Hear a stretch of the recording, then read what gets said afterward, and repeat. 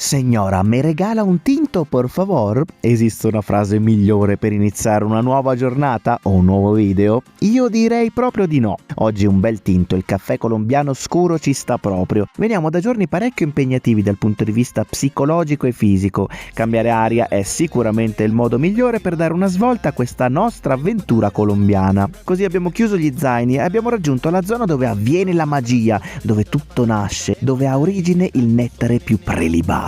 La Colombia è il terzo produttore mondiale di caffè e oltre 500.000 famiglie vivono grazie a questa meraviglia. Qualità, intensità, aroma, tutto dipende dal clima, dall'altitudine, dalla zona in cui la pianta cresce. Si è capito che ho una passione incredibile per il caffè? Forse sono anche un po' colombiano. Per cercare la miscela perfetta ci siamo ritrovati in una Colombia che mai avremmo immaginato. Tra interessanti tradizioni e cibi decisamente per stomaci forti, oggi voltiamo pagina. Che posto che abbiamo trovato! Che posto, mamma mia! Ok, mi sa che devo darmi un po' una regolata con il caffè.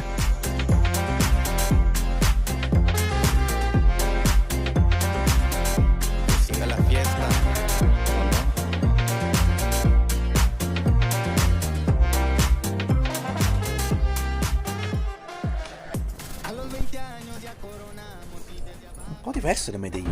Sono ancora un po' così stamattina. Siamo in un paesino completamente diverso rispetto a Medellin, direi che si nota all'istante proprio, abbiamo cambiato aria, ma non abitudini culinarie, ecco. Ci bucciamo stamattina questo paninetto con dentro la solita marmellata alla guava.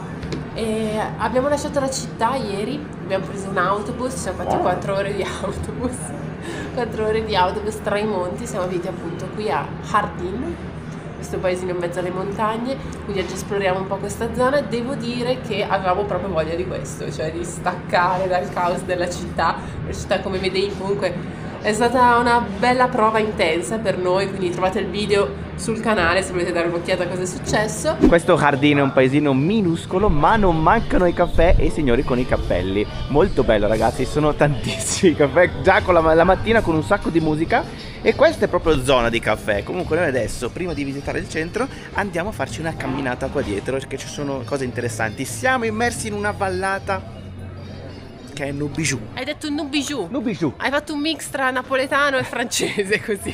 Appena lasciato il paesino compaiono loro, che poi sono i veri protagonisti di questa zona. Ma che bello che è! Ciao, meraviglia!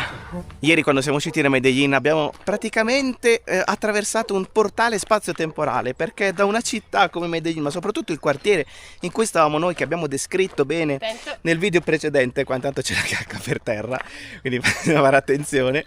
Da quel quartiere lì siamo corsi usciti dal nostro hotel, siamo andati verso la metro e è stato un chilometro veramente di scene apocalittiche, zombie, cose. Pazzesco. E da lì oggi siamo qui nella pace, la tranquillità, la natura, la gente carina, si può stare fuori la sera. Ieri siamo stati un paio d'ore fuori, però ecco, eravamo un po' stanchi, visto anche le notti insonni che abbiamo passato a Medellin, e quindi non abbiamo ripreso niente, siamo poi corsi a letto e ci siamo fatti questa bella nottata che ci ha un po' riportati sulla terra.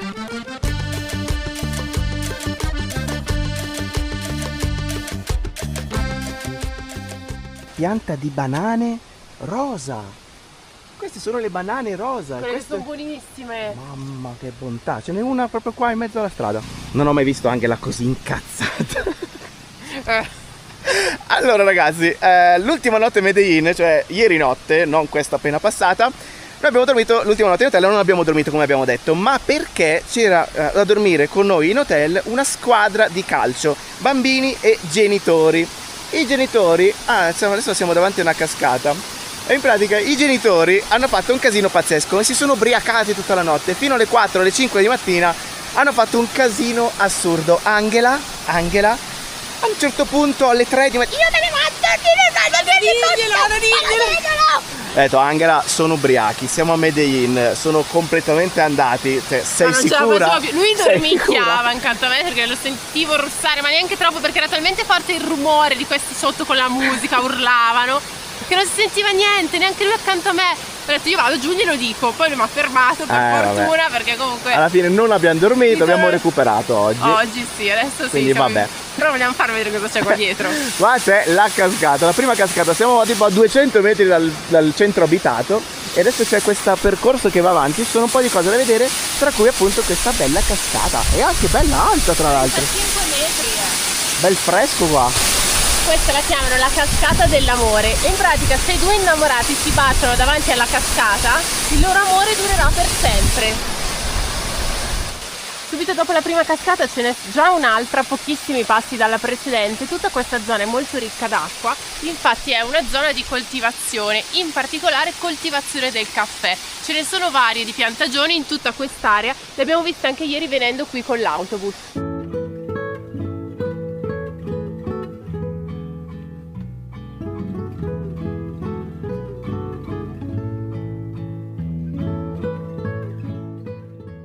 Che spettacolo ragazzi, che spettacolo!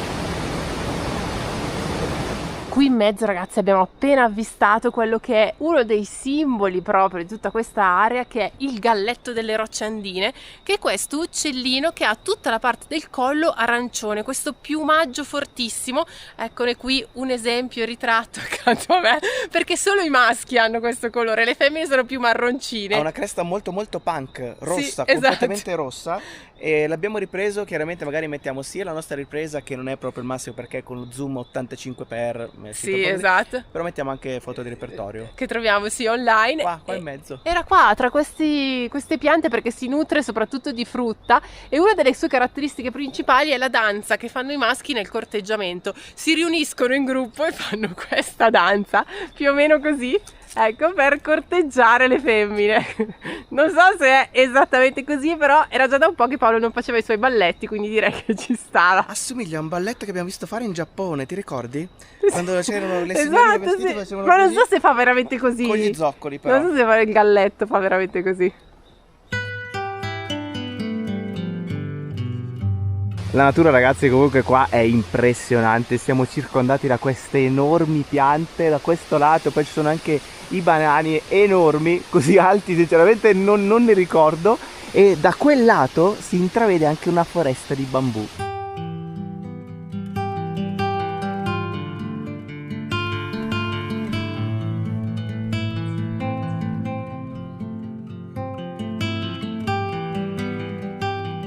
Dopo aver visto le piante di banane piccoline rosa, qua invece ci sono le piante di banane come le conosciamo noi, quindi quelle gialle che arrivano anche da noi, e in una fase di maturazione proprio del frutto devono avvolgere tutto il casco all'interno di questi sacchetti che hanno dei forellini per continuare a crescere e proteggere le banane. Una delle caratteristiche delle piante di banano è che quando la pianta fa il frutto poi muore, quindi dura solo una fioritura, diciamo, e mai in automatico nasce già accanto la pianta figlia.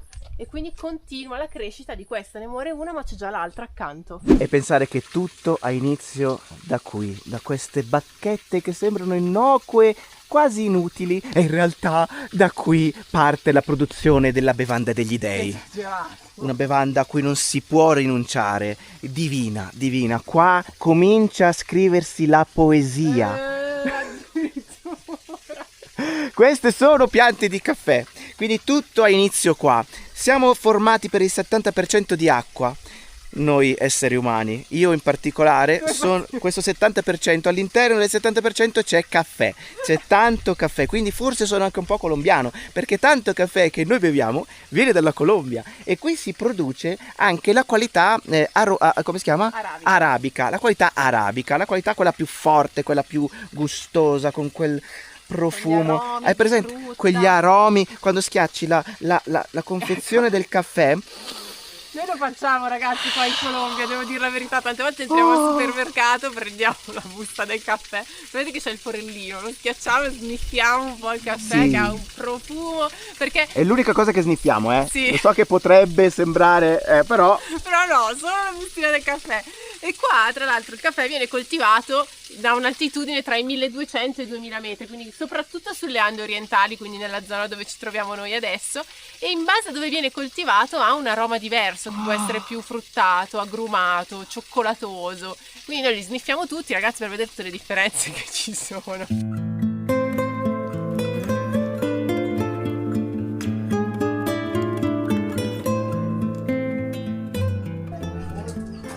Direttamente dalla... Desde la mata, esattamente, mira. Se può. Fantastico. Por eso te dije que... ¡Qué profumo! Sí, gracias. Ci siamo fermati un attimo a prenderci qualcosa a questo barettino e non potevamo non assaggiare i prodotti di questa terra, quindi Angela ha preso un'aromatica direttamente con le erbe che la ragazza ha raccolto qui, un profumo che non ti dico, e poi chiaramente il caffè. In questo posto, ragazzi, la pace. Non solo i rumori della natura, ma anche una bellissima musica in sottofondo. Sì, che bello, ragazzi, quella musica anni 70 come in Italia, che si parlava tanto Romantica, d'amore. Sì, prima una frase era: ho il cuore pieno di gioia. Tengo il corazón lleno de joya. Più o meno, diciamo. Più o meno. Non solo ballerino, anche cantante. Oui, oui, oui, mon Sai che amour. francese? Sei un artista completo. Un artiste complet.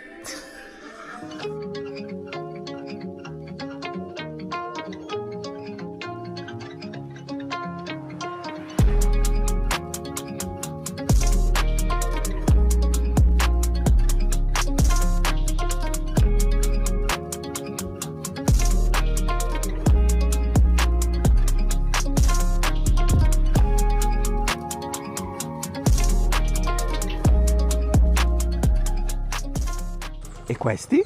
Troppo carini. Io li sono. Sembrano delle lanterne cinesi, tipo, guarda, c'è anche l'attacco qua sopra, scendono così rossi. Con la lampadina. Sì, col pistillo come lampadina. Mentre stanno arrivando delle nuvolazze da questa parte, ragazzi, siamo di fronte a questa vallata verdissima con tutte le coltivazioni davanti. Credo che siamo nel posto dal punto di vista naturalistico più bello da quando siamo in Colombia. È evidentissimo proprio il contrasto che c'è tra le città e la campagna, le montagne.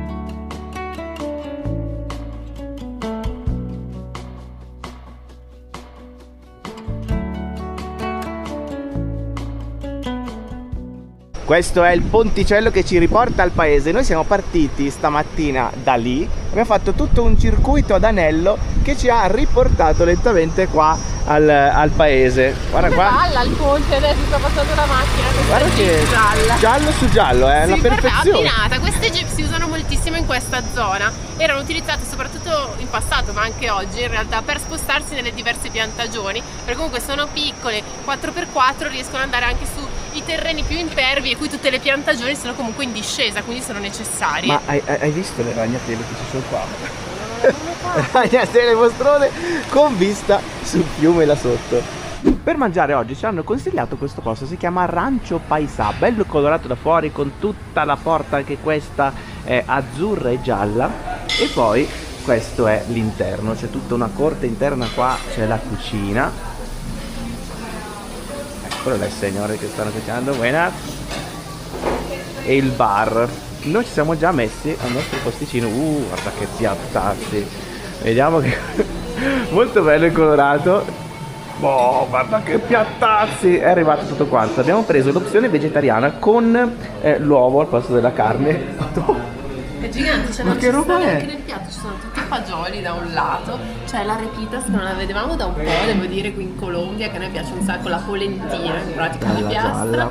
uova, Le patatine, insalata, un quarto Oh di mio avocado, Dio. cioè. Guardate, ho una salivazione importante in questo momento. E c'è Che figata. anche questo succo che è il succo di lulu. Il lulu è un frutto stranissimo, è tipo una specie di pomodoro, quindi Sì. è leggermente acido il succo. Però dolce. Però dolce, sì, è strano, è un frutto strano. Ma quanto è grosso sto piatto? Ma ci sta tutto quanto nella panza? Non lo so.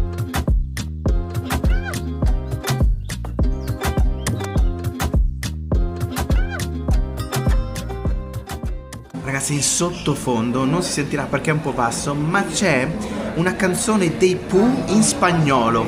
Quella là, mi dispiace, devo andare, il mio posto è là. Artista completo, vedi? Sì, artista completo, vabbè. Comunque in spagnolo, non pensavo che fosse spagnolo. Neanche io, infatti abbiamo cercato se quella dei Pooh fosse una cover o no, ma a quanto pare quella dei Pooh è quella originale, ha fatto loro la cover in spagnolo. Comunque ecco, lo fa notare che Angela è molto più lenta di me, perché io qua sto so se spupazzando ce la tutto faccio, quanto.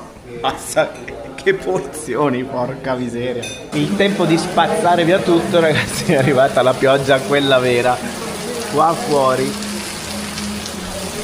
Allora ce ne stiamo qua ancora un po'.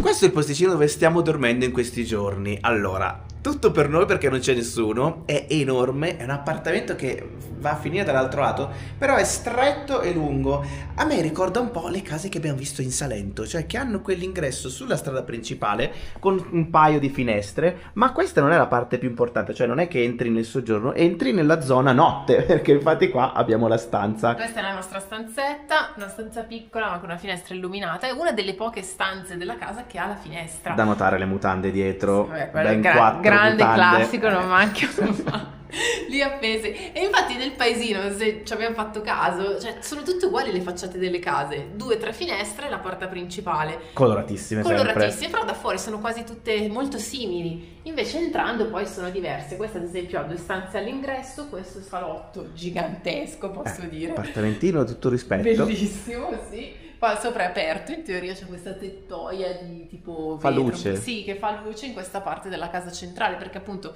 tutte le altre stanze 0 finestre, quindi l'unica fonte di luce viene da davanti, dall'alto in questo caso, e da dietro. E da dietro, sì, questo è il bagno che abbiamo condiviso qua. Molto carino, accendiamo un attimo la luce. Poi condiviso, se andiamo da soli, condiviso niente. No. Tutto per noi, tutto per noi. La cucina gigantesca, e questa qua è proprio il frigorifero proprio degno del suo nome, guarda quanto è grande tutta la cucina. E poi c'è la parte esterna, c'è un cortile chiuso col muro da quel lato con tavolini, sedie, la lavanderia da questo lato, ma qui hanno messo anche delle piante di caffè.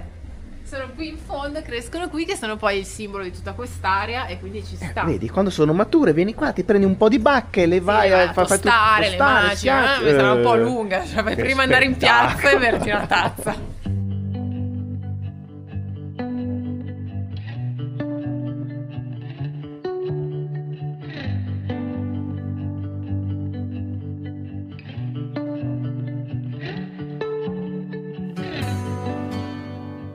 Buongiorno numero 2 ragazzi, ieri con la pioggia ci siamo chiusi in camera e è finita lì insomma la giornata. Ha cominciato a piovere, ha fatto freddissimo. Comunque qua c'è una bella panaderia. Siamo usciti perché comunque il paesino, ragazzi, è veramente nubigiux. Sei fissato sto bigiux. Sono fissato. I giorni ti è venuta questa cosa.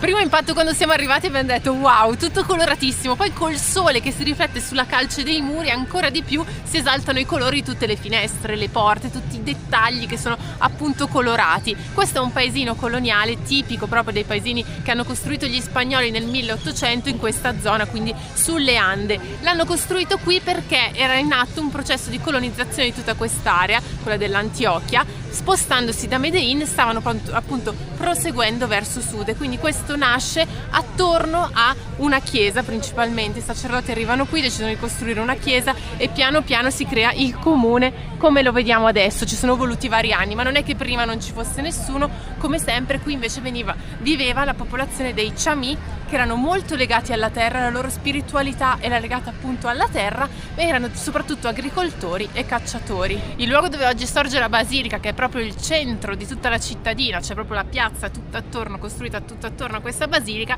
è un luogo dove dal 1873 in poi c'è sempre stato un luogo di culto. Quella che vediamo adesso però è un'opera che è stata realizzata nel 1930. L'architetto è Giovanni Buscaglione, quindi italiano, è lo stesso che avevamo già sentito nominare a Bogotà per quella chiesa fatta tutta a strisce, e in effetti lo stile lo ricorda molto, con la differenza che qui è stata utilizzata una pietra lavica per realizzare proprio tutta la chiesa. Questo è il paese con più baretti in assoluto, ci sono più baretti che esseri umani e sono tutti seduti fuori a bere il caffè, che chiaramente, come abbiamo detto ieri, è la specialità del posto, ma non solo, ci sono anche altre specialità. Oggi tra l'altro ne vogliamo assaggiare una. Le sedie qui sono tutte fatte allo stesso modo, ci siamo resi conto che sono tutte fatte in pelle di mucca. Qua ci sono i peli da questo lato, da quest'altro lato la pelle che qua è stata colorata, è tutto diciamo organico, ecco. I cappelli sono dappertutto, negozi di cappelli, signori con i cappelli, cappelli, voglio capire di più su questa questione dei cappelli. Anche i signori venditori qua che vendono la frutta e la verdura in piazza hanno il cappello. Buen dia! Ah, che carini, guarda come sono grossi questi avocado. Esto es aguacate. Aguacate! Grandito!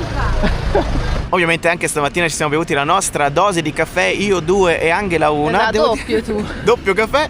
Allora, per chi si chiedesse com'è il caffè qui in Colombia, come viene fatto? Viene fatto chiaramente diversamente dall'Italia, non è espresso ma è molto più lungo, quindi diciamo all'americana, ecco, ed è molto forte ma gustoso. Ci vuole un pochino di zucchero perché è bello strong, però a me piace moltissimo, credo di averlo detto diverse volte sul canale anzi. Preferisco sicuramente questo tipo di caffè bello lungo rispetto all'espresso, perdonatemi. Il metodo di raccolta e produzione del caffè è unico, viene utilizzato solo qua e ha anche un nome, il metodo Paisa, cioè proprio quello di questa parte dell'Antiochia. Il caffè, ragazzi, è il centro di tutto quanto, si parla proprio di zona caffetera e anche questo cappello che vediamo è proprio tipico, tradizionale dei cafeteros e poi comunque viene utilizzato poi tradizionalmente da chiunque.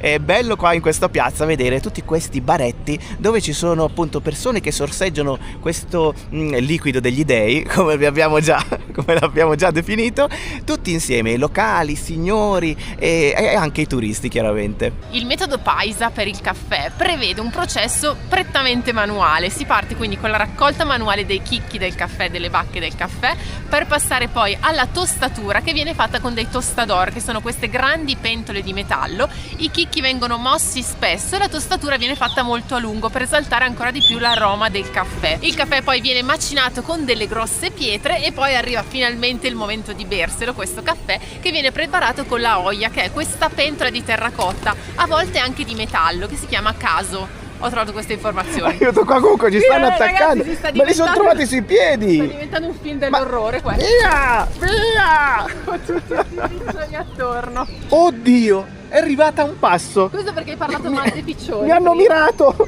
Ci sono arrivati vicinissimo.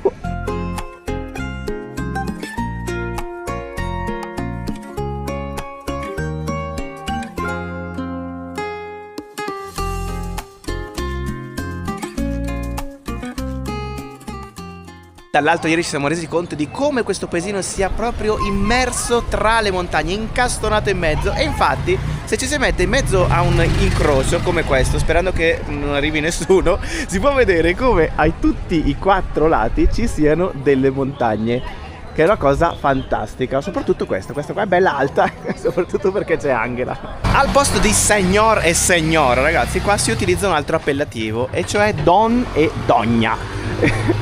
E questo posto, per esempio, ragazzi, è un esempio tipico di quello che succede in questo luogo. Don Samuel con l'appellativo Don e la vendita di tutti questi cappelli tradizionali. In realtà non è proprio la stessa identica cosa. Nella parola Don, dogna, c'è più rispetto, diciamo, come è più per le persone anziane, per le persone che hanno un'attività o comunque un ruolo che viene riconosciuto all'interno del paese. La tradizione è prepotente anche nei negozietti. Questo negozietto si chiama Benedizion Equina e all'interno ci sono tutti accessori per cavalli e anche cappelli da cowboy.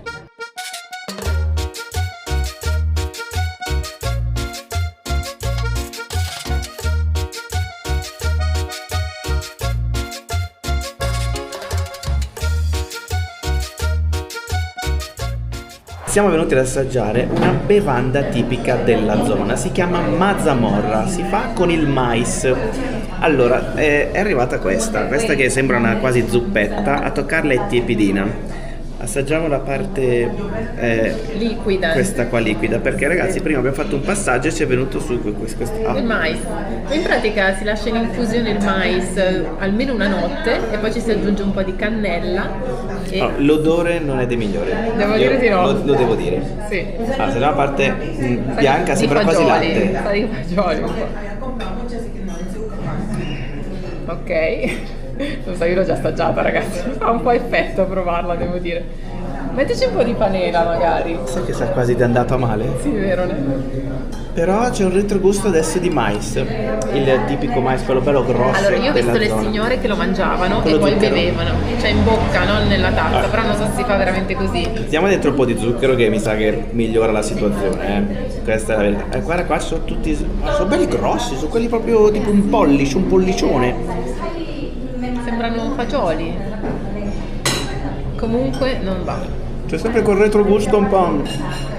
Questo è perché il mais fermentato fa questo effetto, forse. Allora, assomiglia a quei in Asia si mangiano i fagioli.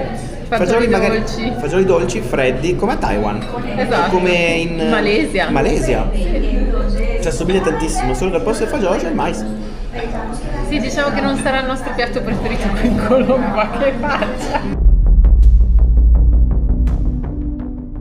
Non vorrei dirlo ragazzi, ma sa di scoreggia. E infatti in alcune zone della Colombia lo chiamano peto. Una delle attrazioni di Jardín è la Garrucha, che è un teleferico che collega questa sponda dove c'è il paese con l'altra sponda oltre al fiume. Qua si vedono già i cavi, siamo immersi nella natura pazzesca ragazzi, guardate questo momento con le nuvole lì dietro, il sole, e da qui si può prendere appunto questo teleferico. Eccola che sta arrivando ragazzi, questa è la cabina in lamiera che fa la spola da questo lato all'altro lato. Fa abbastanza paura vederla così. Eccola che sta arrivando. Allora, diciamoci la verità ragazzi, non ci fidiamo a salire, però è molto molto interessante. Eccola qua. Adesso stanno tirando questa. Ecco, è andata. Non so come, ma la stanno tirando ragazzi, perché non è neanche teso il terzo cavo. In passato veniva utilizzato soprattutto per le merci, per spostare quindi la merce da questo lato all'altro lato del fiume. Oggi ha perso un po' questa funzione perché c'è la strada, infatti ieri abbiamo fatto proprio il ponte che passa sopra il fiume e adesso è più un'attrazione turistica. Ma che sono belline queste porte, queste finestre tutte colorate del paesino, poi sta passando tutte le case sulla piazza. Se vai lì, stacchi un pezzo, lo mangi, è marzapane. Magari. Sembra, vero? No, per dire. Ecco, sembrano più non le piace solo casette a delle noi. bambole. No, piacciono, sono molto fotogeniche anche. E sono diversi. Questi paesini che stiamo trovando adesso sono diversi rispetto a quelli che c'erano attorno a Bogotà. Faccio il confronto con le due Ande, quindi orientali e occidentali. Bello. La musica piace un po'. Senti qua gira. che casse che c'ha sta macchina. Ragazzi, così la Colombia è musica, colore, cibo, tanto buon cibo. E quindi ragazzi, noi da qui vi salutiamo. Grazie mille per aver visto il video fino in fondo. Mi raccomando, se non l'avete ancora Ecco. fatto, iscrivetevi subitissimo al canale, attivate anche la campanella così non vi perdete tutte le prossime novità. Noi salutiamo anche i ragazzi che ci seguono su Patreon. Su Patreon stiamo pubblicando un bel po' di contenuti ultimamente, perché cerchiamo di essere un po' più live, anche qualche video dedicato proprio in diretta, così che facciamo. Ricordiamo che Patreon è una piattaforma esterna rispetto a YouTube dove ci si può iscrivere e appunto con un abbonamento si può accedere a diversi contenuti in più, quindi noi mandiamo gli audio, ci diciamo il buongiorno, ci raccontiamo un sacco di cose, chiediamo consigli, tutto quanto nella nostra piccola famiglia Beyond, che è un po' staccata da YouTube e dove appunto condividiamo un sacco di cose in più. È molto bello, è molto quindi bello. se vi va vi aspettiamo anche lì e noi ragazzi adesso vi salutiamo e ci vediamo al prossimo video, quindi abbraccione. Alla prossima ragazzi. Ciao. Tengo un amorcito que siempre me habla bonito, pero ya no puedo verla este mes. Es que está muy lejos, se fue para el otro lado y no tengo para irme de una vez. No sé el domicilio ni el nombre del estado y se me hace muy difícil